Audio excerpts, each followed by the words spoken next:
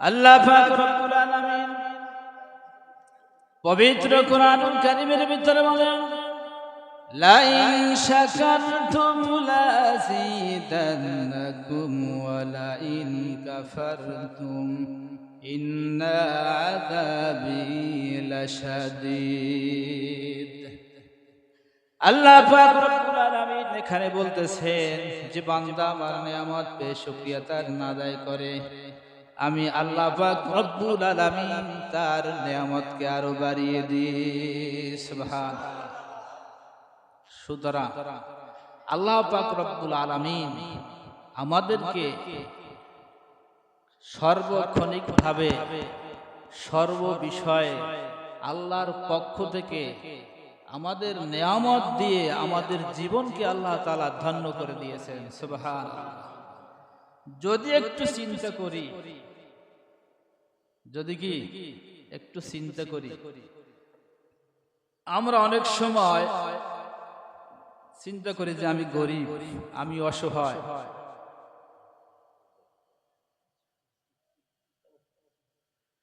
যে আমি গরিব, আমি অসহায়, আমি দুর্বল, তাহলে আল্লাহ তাআলা আমাকে এভাবে সৃষ্টি করেছেন কেন? আমার চাইতে ধনাঢ্য ব্যক্তি সমাজে আছে, বড় লোক আছে, শরীর মোটা তাজা সুন্দর আছে, সব দিক দিয়ে আল্লাহ তাআলা আরেক ব্যক্তিকে সুন্দর করেছেন, তার চাইতে আমাকে একটু নিঃস্ব করেছেন। আমরা এটা মনে অনেক সময় মনে মনে ভাবি, আসলে না, এটা ঠিক না। আমাদের উচিত কি উপরের দিকে না তাকিয়ে নিচের দিকে তাকানো।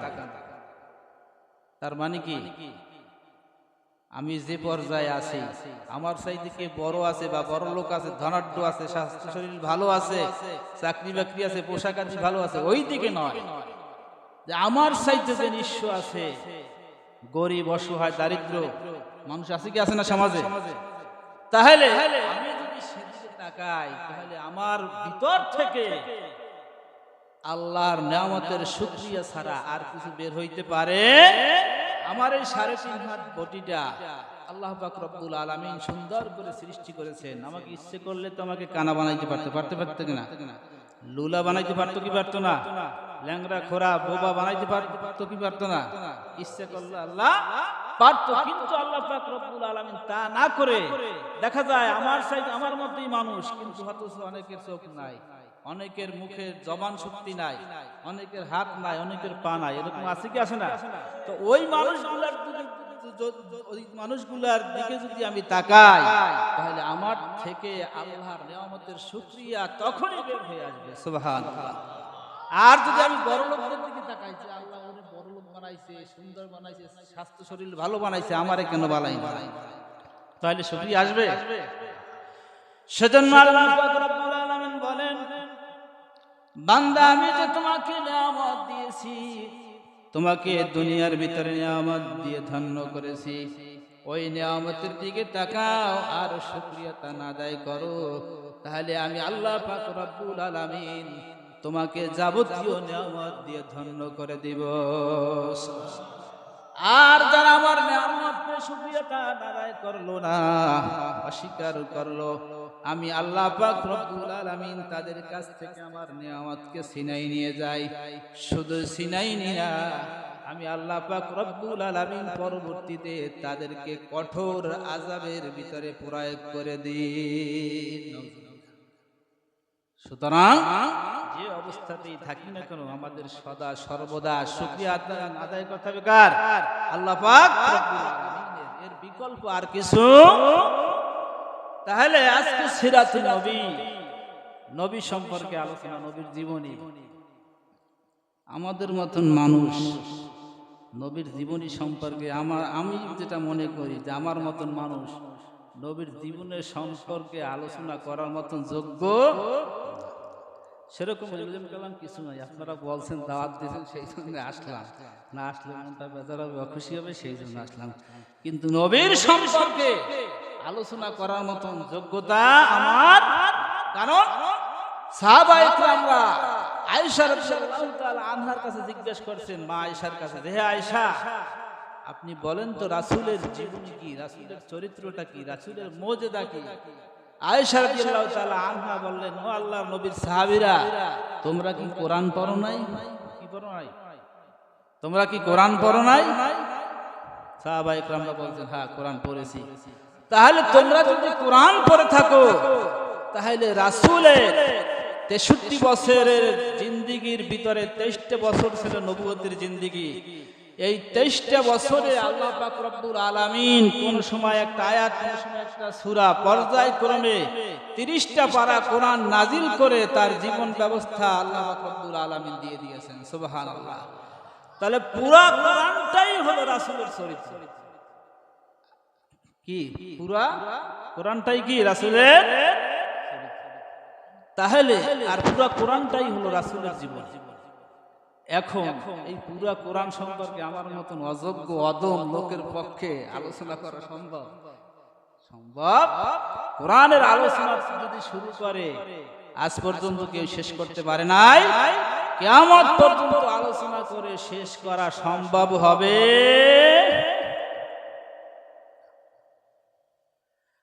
আল্লাহ পাক রব্বুল আলামিন বর্তমান যে মাস, এটা কি মাস জানেন আপনারা?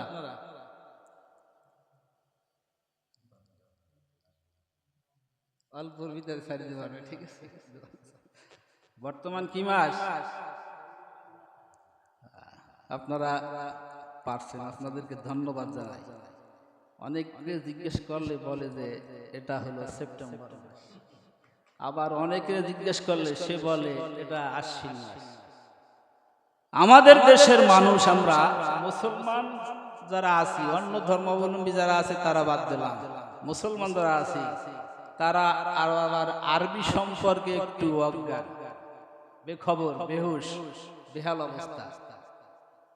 সুতরাং আপনারা পেরেছেন, এজন্য আপনাদেরকে কি ধন্যবাদ জানাই, কৃতজ্ঞতা জানাই। তাহলে রবিউল আউয়াল মাস, এই মাসটি প্রতি বছর কয়বার আসে? একবার আসে। আর এই মাস যখনই আসে তখনই কার কথা স্মরণ করিয়ে দেয়?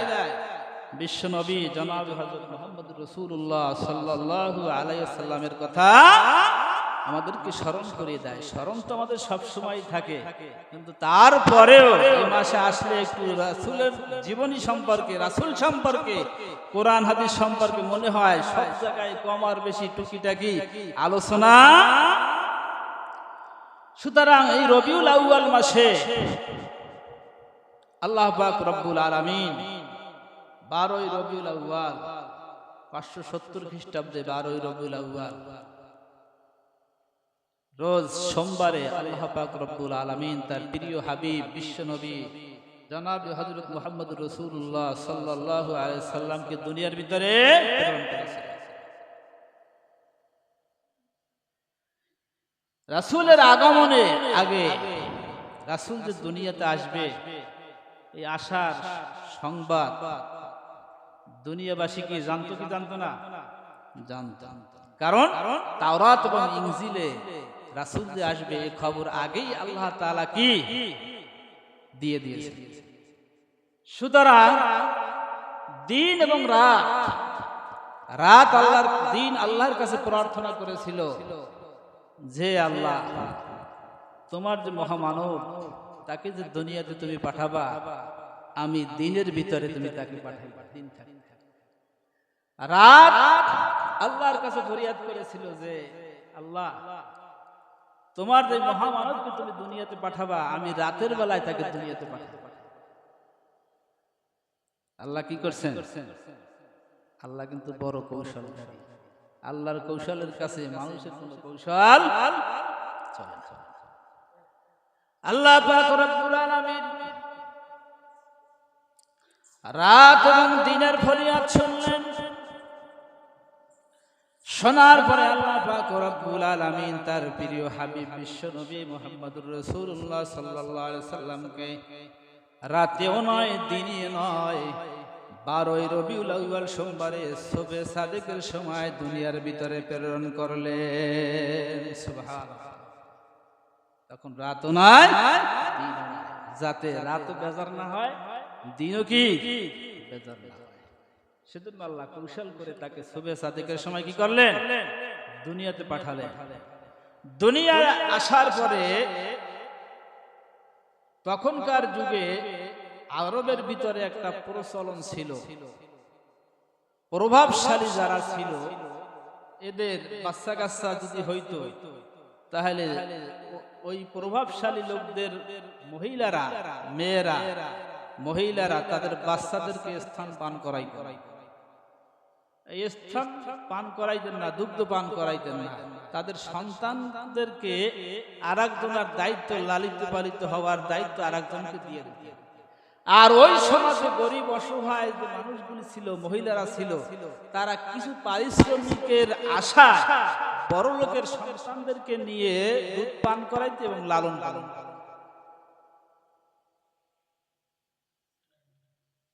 কিন্তু রাসূল করিম সাল্লাল্লাহু আলাইহি সাল্লাম জন্মগ্রহণ করার পরে কিছুদিন পরে তার অভিভাবক যারা ছিলেন তারা তার দায়িত্ব কাকে দিবেন, ওখানে ওই সমাজে তখনকার যুগে একটা সিস্টেম ছিল যে সন্তান ভূমিষ্ঠ হয়ে জন্মগ্রহণ করত তাকে একটা ঘরের ভিতরে রাইখে আসতো এবং গরিব অসহায় দারিদ্র মহিলারা আইসা ওই ঘর থেকে সন্তানদেরকে নিয়ে যাইতেন। রাসূল করিম সাল্লাল্লাহু আলাইহি সাল্লামকে যখন ওই ঘরের ভিতরে রাইখে আসা হলো তখন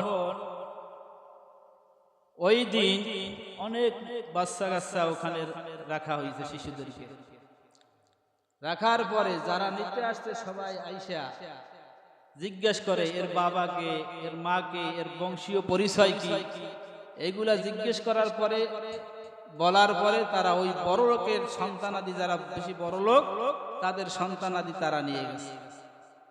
কিন্তু শেষ পর্যন্ত একটি শিশু সেখানে রইলেন, তার নাম হলো কি বিশ্বনবী মুহাম্মদুর রাসূলুল্লাহ সাল্লাল্লাহু আলাইহি ওয়াসাল্লাম। তাকে আর কেউ নিলেন না। বনি সাদ গোত্রের একজন মহিলা, তার নাম হলো হালিমাতুস সাদিয়া, তিনি সবার শেষে চলে আসলেন। এসে যখন ঘরের ভিতরে প্রবেশ করলেন, ঘরের ভিতরে প্রবেশ করে তিনি দেখতেছেন যে শিশু মুহাম্মদ ছাড়া আর কোনো শিশু ঘরে অবশিষ্ট নাই। হযরত হালিমাতুস সাদিয়া তখন সামনের দিকে এগিয়ে গেলেন, সামনের দিকে এগিয়ে গিয়ে বাচ্চাটাকে যখন কোলে নিলেন, হালিমাতুস সাদিয়া পরবর্তীতে বলেন, আমি যখন শিশু মুহাম্মদুর রাসূলুল্লাহ সাল্লাল্লাহু আলাইহি ওয়াসাল্লামকে কোলে তুলে নিলাম তখন আমার মনে হলো আকাশের পূর্ণিমার চাঁদ যেন আমার কোলে ধরা দিয়েছে। চেহারা এত উজ্জ্বল, এত আলোকিত হয়েছে আমার কোলটা যে এরকম সন্তান আমার জীবনে আমি আর কখনো।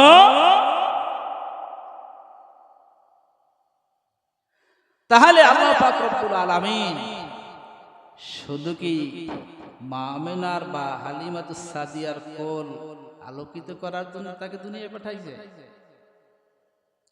বিশ্ববাসীর জন্য। কাদের জন্য? বিশ্ব জাহানকে আলোকিত করার জন্য আল্লাহ পাক রব্বুল আলামিন এই বিশ্ব মানবতার মুক্তির কাণ্ডারি বিশ্ব নবী হযরত মুহাম্মদুর রাসূলুল্লাহ সাল্লাল্লাহু আলাইহি সাল্লামকে দুনিয়ার ভিতরে ঈসা আলাইহিস সালাম থেকে আমাদের নবী পর্যন্ত মাঝখানে 600 বছর গ্যাপ গেছে। কয়শো বছর? এই 600 বছরে কোন নবী দুনিয়াতে আসে? এই নবী হারা মানুষগুলি পথভ্রষ্ট হয়ে গেছে। কি হয়ে গেছিল? পথ হারা হয়ে গিয়েছিল, পথভ্রষ্ট। কি পথ? সোলখালি টু বনগাই পথ না, দিনের পথ থেকে মানুষ বহিষ্কার হয়ে গিয়েছিল। মানুষ খুন খারাপি, অশ্লীলতা, বেহায়াপনা এর ভিতরে এমন ভাবে নিমজ্জিত হয়েছিল যে ঐতিহাসিকগণ বলেছেন যে এই যুগটা হলো আইয়ামে জাহিলিয়াত। মানে কি? অন্ধকারাচ্ছন্ন যুগ। অন্ধকার কি? রাতের অন্ধকার না, এমন অন্ধকার যে তাদের বর্বরতা এমন ভাবে ছাড়িয়ে গিয়েছিল, ঐতিহাসিকগণ অন্ধকার যুগ বলে আখ্যা দিতে। সুতরাং নবী পাঠানোর, নবী প্রেরণের উদ্দেশ্য, একমাত্র উদ্দেশ্য হলো এই যে আল্লাহ পাক রব্বুল আলামিন পথভ্রষ্ট মানুষকে হেদায়েতের পথে আনার জন্য, হেদায়েত দেওয়ার জন্য, ভালো পথে আনার জন্য, জান্নাতবাসী বানানোর জন্য আল্লাহ পাক রব্বুল আলামিন যুগে যুগে অসংখ্য নবী রাসূল প্রেরণ করেছেন। আর এই অসংখ্য নবী রাসূলের ভিতরে আমাদের নবী হলেন শেষ। তারপরে আর কোন নবী আসবেও? বিশ্বাস হয়? হ্যাঁ, যদি বিশ্বাস না হয় কি থাকবে না? আল্লাহ পাক রব্বুল আলামিন বলেন, কুল ইয়া আইয়ুহান নাসু ইন্নী রাসূলুল্লাহি ইলাইকুম জামিআ। কুল, হে রাসূল আপনি বলে দিন, হে মানব জাতি, আমি তোমাদের প্রতি আল্লাহর পক্ষ থেকে প্রেরিত। সুবহানাল্লাহ। এখানে আল্লাহ পাক রব্বুল আলামিন বলেছেন কুল ইয়া আইয়ুহান নাস, নির্দিষ্ট কোন বংশ, গোত্র, দেশ বলেন নাই, বলছে কুল ইয়া আইয়ুহান নাস, ইয়া আইয়ুহান নাস মানে হে মানুষ সকল। আল্লাহ পাক রব্বুল আলামিন সকল মানুষকে উদ্দেশ্য করে বলেছেন। কি বলেছেন? এখানে মুসলমান, হিন্দু, বৌদ্ধ, খ্রিস্টান, ইহুদি, নাসারা, অমুসলিম যারা আছে সকলের উদ্দেশ্যে।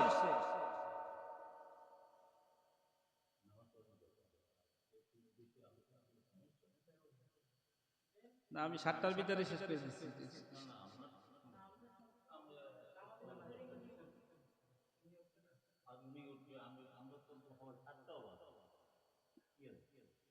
সাড়ে 7টা আজান,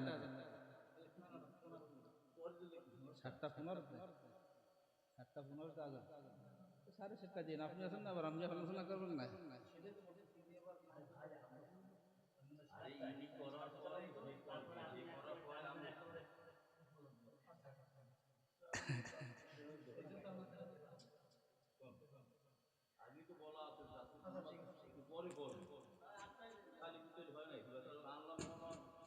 তাহলে এখানে আল্লাহ তাআলা বলতেছেন ইয়া আইয়ুহান নাস, হে মানব সকল, মানে সকল সম্প্রদায়, পৃথিবীর ভিতরে যত ধর্ম আছে, যারাই আছে, সকল মানুষের উদ্দেশ্যে আল্লাহ তাআলা বলে দিয়েছেন। নাকি না খালি মুসলমানের জন্য নবী?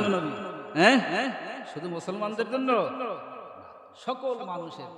কিন্তু দেখা যায়, দুঃখজনক হলেও সত্য, আমাদের দেশে বা এই পৃথিবীতে অনেকে আমাদের নবীকে নবী মানে না।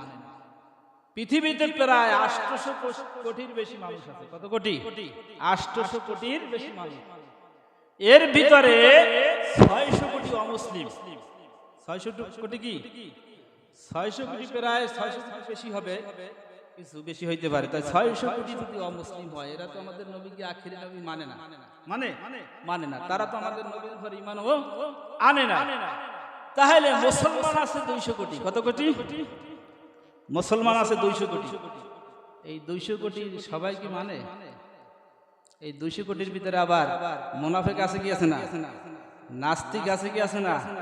নাস্তিক মুরতাদও আছে, মুনাফিকও আছে। এর কোনো লিমিটেড সংখ্যা নাই যে কত, নির্ধারিত কি সংখ্যা নাই। আমরা যেখানে বসে আছি আমাদের ভিতরে থাকতে পারে, কেননা যে আলোচনা করতেছি আমিও মুনাফিক হয়ে যেতে পারি কোন কোন কার্যক্ষেত্রে। নাকি? সুতরাং ইমানে মুফাসসালের ভিতরে 7টি বিষয়ের কথা এসেছে। সেখানে একটা বিষয় আছে ওয়া রুসুলি। 7টি বিষয়ের প্রতি কি আনতে হবে? ঈমান আনতে হবে। তাহলে এখানে একটি কথা আছে যে ওয়া রুসুলি, রাসূলের প্রতিও ঈমান আনতে হবে। আমরা যেরকম আল্লাহকে না দেখে বিশ্বাস করেছি যে আল্লাহ এক, অদ্বিতীয়, আর কেউ নাই, আল্লাহ একক, তার কোনো শরীক নাই, তিনি আছেন, তিনি ছিলেন, তিনি আছেন, তিনি থাকবেন, এটা যেরকম আমরা বিশ্বাস করেছি, তদ্রূপ আমাদের বিশ্বাস করতে হবে যে হযরত মুহাম্মদ সাল্লাল্লাহু আলাইহি সাল্লাম আখিরি নবী, আল্লাহর রাসূল, তিনি আমাদের কি নবী, তিনি শেষ নবী, তারপরে আর কোন নবী দুনিয়াতে আসবে না। এটা আমাদের বিশ্বাস করতে হবে। এখানে যদি বিন্দু মাত্র কারো যদি কোনো সন্দেহের অবকাশ থেকে থাকে তাহলে তার ঈমান থাকবে না। আর তার রোজা, নামাজ, হজ, যাকাত, দান, সদকা যা কিছু বলেন কোনটা কোন কাজে। সেজন্য আল্লাহ তাআলা পবিত্র কোরআনে একটা কথা বলে দিয়েছেন, একটি না দুইটি বিষয়। আল্লাহ পাক রব্বুল আলামিন বলেন, ইন্নাল্লাযীনা আমানু ওয়া আমিলুস সালিহাতি কানাত লাহুম জান্নাতুল ফিরদাউসি নুজুলা। এখানে আল্লাহ তাআলা বলেছেন, ইন্নাল্লাযীনা আমানু ওয়া আমিলুস সালিহাতি কানাত লাহুম জান্নাতুল ফিরদাউসি নুজুলা। আল্লাহ নবী বলতেন সব সময় সাহাবাদের উদ্দেশ্য করে, ও আমার সাহাবীরা, তোমরা যখন আল্লাহর কাছে জান্নাত চাইবা তখন জান্নাতুল ফিরদাউসটা চাইবা। সুবহানাল্লাহ। কারণ জান্নাত রয়েছে ৮টি, এর ভিতরে সর্বশ্রেষ্ঠ জান্নাত হলো জান্নাতুল ফিরদাউস। এটা চাই। আপনাদের চাইদা কি বিকল্প বাইরে কিছু নাকি? না এটা নাকি? কোনটা চান? জান্নাত তো ৮টা, এখন জান্নাত তো সর্বোচ্চ জান্নাত চান না অন্যগুলা চান? না চান না, কোনটা সর্বশ্রেষ্ঠ যেটা সেটাই আমরা চাই, আশা করি। তাহলে আশার পাশাপাশি আমাদের এই আশাকে যদি বাস্তবায়িত করতে হয়, পরিণত করতে হয়, তাহলে আমাদের কাজে কর্মে কি থাকতে হবে? তাহলে আল্লাহ তাআলা এখানে দুইটি বিষয় বলেছেন, ইন্নাল্লাযীনা আমানু ওয়া আমিলুস সালিহাত।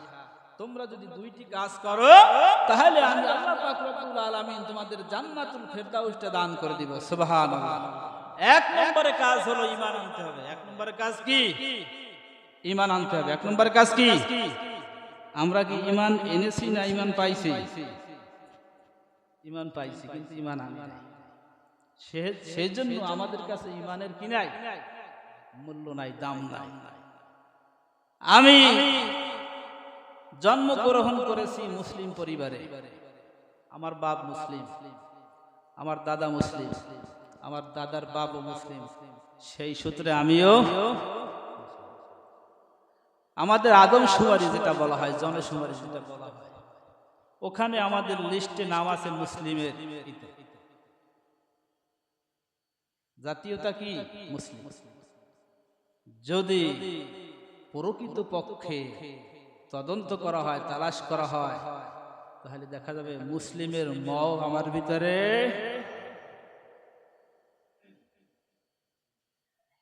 সেজন্য আমরা ঈমান আনি নাই, ঈমান পেয়েছি। আর সাহাবায়ে কেরামরা ঈমান পায় নাই, ঈমান এনেছে।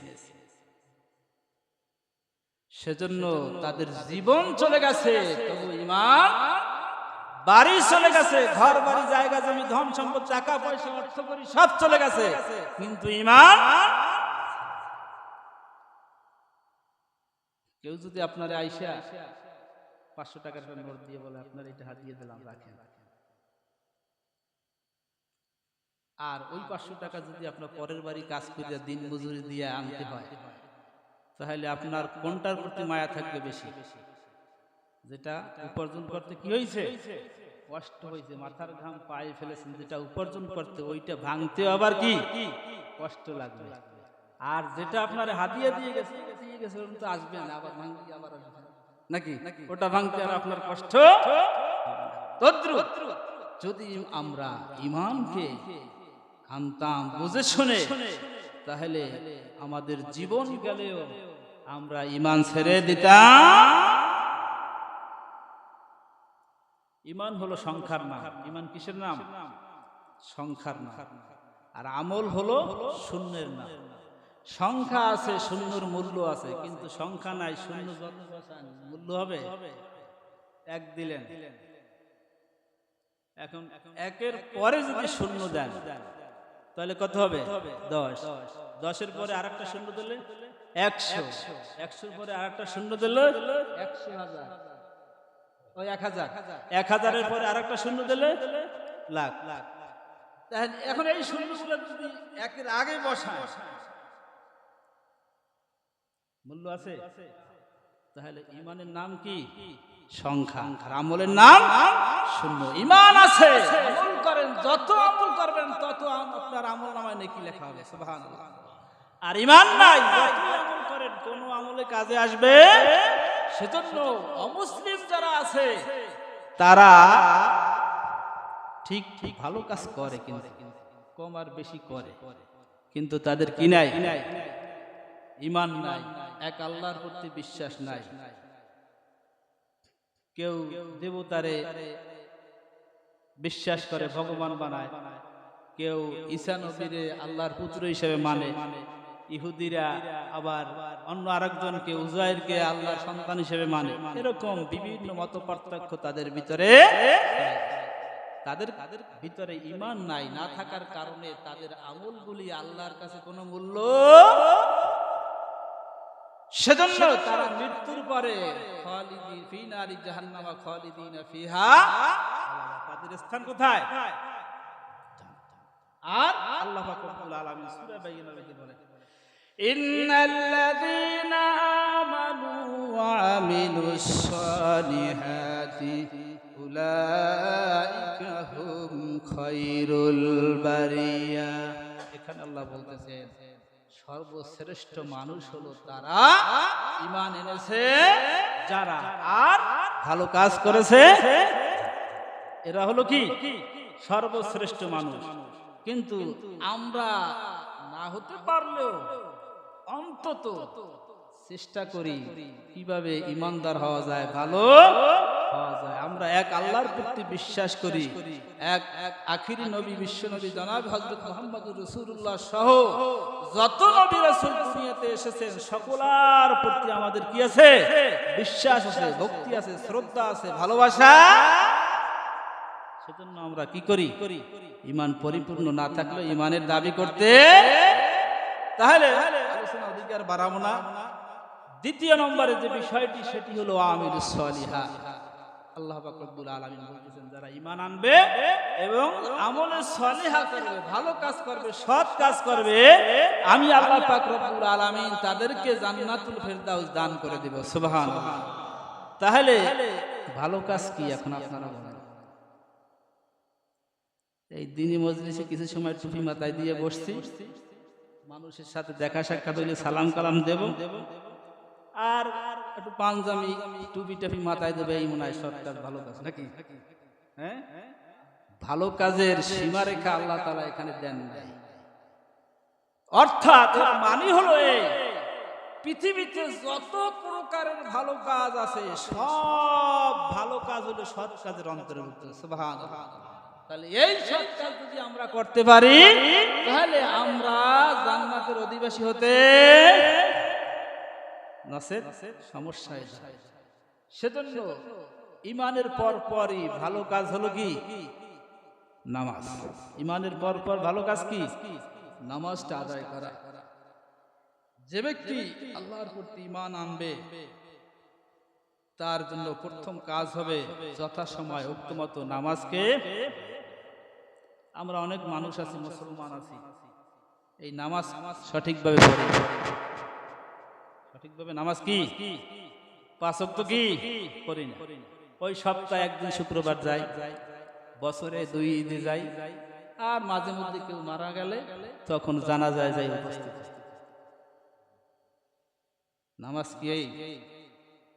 নামাজ দৈনন্দিন জীবনে আপনার যেরকম 3 বেলা খাওয়া আর 1 বেলা গোসল আপনি দৈনিক কন্টিনিউ করতেছেন, তদ্রূপ 5 ওয়াক্ত নামাজ যথাসময়ে সঠিকভাবে নিয়মিত আদায় করা ফরজে আইন। এই কথা আল্লাহ তাআলা এক জায়গায় নয়, 2 জায়গায় নয়, বারংবার কোরআনুল কারীমের ভিতরে 82 জায়গা বলে দিয়েছেন। সুবহানাল্লাহ। ডাইরেক্ট 82 জায়গায় বলে দিয়েছেন। সুতরাং আবার দেখা যায় কিছু মুরব্বী বয়স্ক হইলে নামাজ পড়ে, কিন্তু আমাদের যুবক ভাইয়েরা, ছোট যে ছেলেরা আছে, শিশুরা আছে, তারাও নামাজ পড়ে। সেজন্য রাসূল করিম সাল্লাল্লাহু আলাইহি ওয়াসাল্লাম বলেছেন যখন তোমাদের সন্তানের বয়স কত 7 বছরে পৌঁছায়, কয় বছর? 7-এ পৌঁছায়, তখন তোমাদের সন্তানদেরকে নামাজের কি দাও?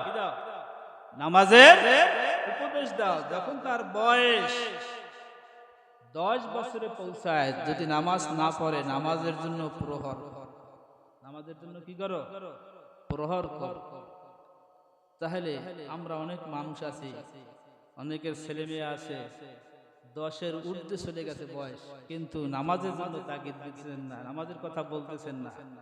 কাল কিয়ামতে এই সমস্ত সন্তানরাই আপনাদেরকে আল্লাহর দরবারে আসামির কাজ করায় দাঁড়ায়। আপনি ভাবতেছেন ছেলে আমার বয়স 10, 12, 15, 20, কি হয়েছে এস্টাবলিশ হয়নি এখন পর্যন্ত, আর একটু বয়স বাড়ুক তারপর নামাজ কালাম পড়বে। এখন তো ছেলে মানুষ, উঠতি বয়স আনন্দ ফুর্তি করবে, ঘোরাফেরা করবে আর মোবাইল টিপবে। আপনার ছেলেটা স্কুলে গেল কি গেল না, ভাত খাইলো কি খাইলো না, প্রাইভেটে কোচিং এ গেল কি গেল না, বাড়ির সংসারের কাজ করলো কি করলো না, সর্ব বিষয়ে আপনি খোঁজ খবর নিতেছেন। কিন্তু আপনার ছেলে নামাজ কি পড়লো কি পড়লো না, এই খবরটা আপনি আজ পর্যন্ত। সেজন্য আজকের এই সিরাতুন নবীর, নবীর জীবনী থেকে আমাদের শিক্ষা গ্রহণ করতে হবে। নবীর জীবনে তিনি মৃত্যুর আগ পর্যন্ত এক ওয়াক্ত নামাজও কাজা করেন না, করছে করেন নাই। শেষ নামাজ তাও তিনি ইশারা ইঙ্গিতে পড়ে গিয়েছেন। সুতরাং আমরা এই নবীর আজকের এই রবিউল আউয়াল মাসে, নবীর আগমনের মাস, নবীর জীবনে থেকে শিক্ষা গ্রহণ করতে হবে যে আমরা যেন আর মৃত্যুর আগ পর্যন্ত নামাজ কাজা না। এই ওয়াদা যদি করা যায়, এই ইরাদা যদি করা যায়, তাহলে আজকের এই সিরাতুন নবী আলোচনা সার্থক হবে, ধন্য হবে। আর নসেত এই সিরাতুন নবী দিয়ে আলোচনা করিয়া মিষ্টি জিলাপি খিচুড়ি খাওয়াইয়া আজকের দিনে শেষ, আবার এই সিরাতুন নবী দিয়া আমরা উপকৃত হতে পারবো, লাভবান হতে পারবো। সেজন্য আসুন আমরা নিজেরা 5 ওয়াক্ত নামাজ ধরি, 5 ওয়াক্ত নামাজ পড়ি, এবং আমাদের আহাল পরিবার বর্গ যারা আছে তাদেরকে নামাজের জন্য তাগিদ দিই। দৈনন্দিন প্রতিটি বিষয় যেরকম খোঁজ খবর নিই সংসারের, তদ্রূপ নামাজের বিষয় আমরা সকলেই সতর্ক হয়ে পরিবারের ভিতরে যেন নামাজ কায়েম হতে পারে, সেই ব্যবস্থাটা যেন, সেই সিস্টেমটা যেন আমরা চালু করতে পারি, সেই তৌফিক আল্লাহ আমাদের সকলকে দান করুক। সকলে বলে আমিন। ওয়া আখিরু দাওয়ানা আনিল হামদুলিল্লাহি রাব্বিল আলামিন।